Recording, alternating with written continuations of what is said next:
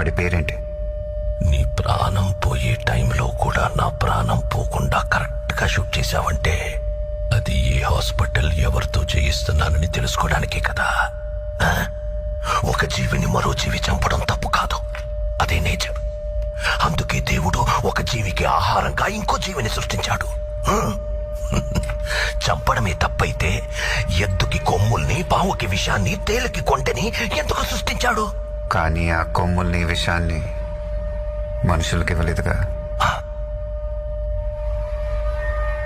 మెదడు, మనిషికి మెదడుంది కదా.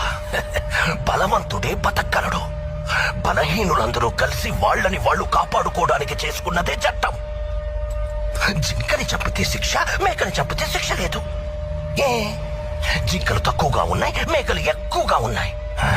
ఎక్కువగా ఉండడం మేకల తప్ప? ఈ భూమి మీద మేకల కంటే ఎక్కువగా మనుషులున్నారు. వాళ్ళని చంపితే తప్పేంటి?